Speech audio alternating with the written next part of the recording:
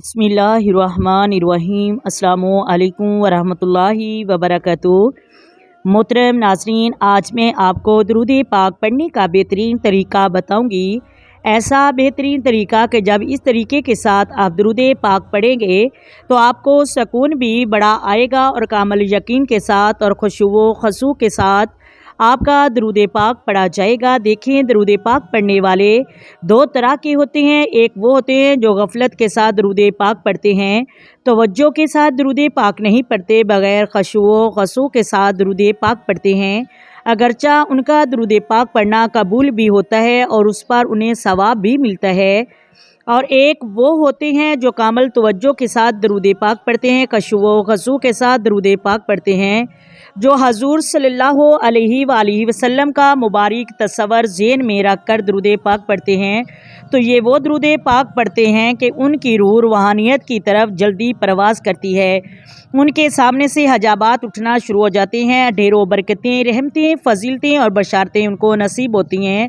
دیکھیں، ایک بات اچھی طرح ذہن نشین کریں کہ جس عبادت میں اتنا زیادہ خشوع و خضوع ہو، جتنی زیادہ کامل توجہ ہوگی، جتنا زیادہ اہتمام کے ساتھ اور ادب کو معروض خاطر رکھ کر اس عبادت کو کریں گے تو وہ عبادت اتنی زیادہ اللہ کی بارگاہ میں قبول ہوگی اور اس پر اتنا ہی زیادہ اجر و ثواب آپ کو ملے گا۔ دیکھیں، درود پاک پڑھنے کا جو بہترین طریقہ ہے وہ ہمیں حضرت شیخ عبدالحق محدث دہلوی نے بتایا ہے۔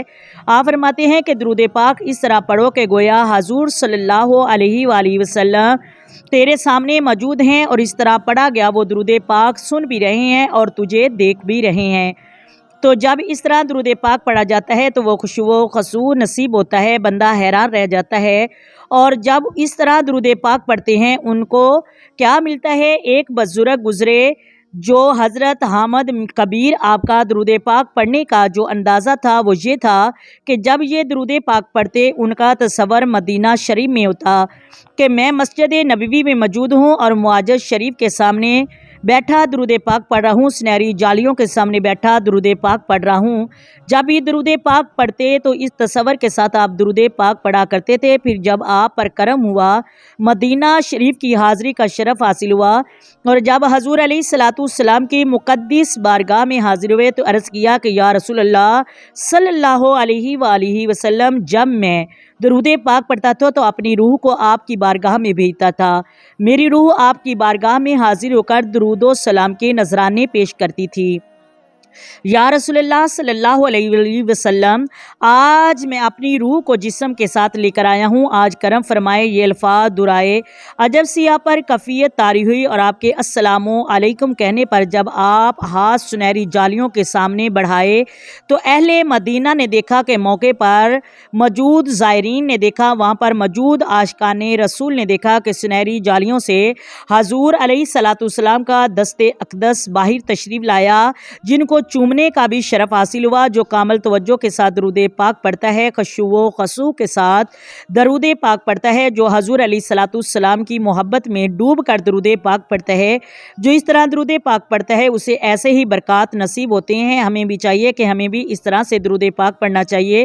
امید کرتی ہوں آپ کو ویڈیو کی سمجھ آ گئی ہوگی۔ اگر ویڈیو اچھی لگے ویڈیو کو لائک کریں، شیئر کریں اور چینل کو سبسکرائب کریں۔ آئیں مل کر آقا دو عالم نور مجسم سرور کائنات صلی اللہ علیہ وآلہ وسلم کی ذات پر درود و سلام کے نذرانے پیش کریں۔ الصلاۃ والسلام علیک یا سیدی یا رسول اللہ، الصلاۃ والسلام علیک یا سیدی یا حبیب اللہ، الصلاۃ والسلام علیک یا سیدی یا نبی اللہ، وعلی آلک وصحابک یا سیدی یا محمد رسول اللہ۔ محترم ناظرین، اپنی دعاؤں میں یاد رکھیں۔ اللہ حافظ۔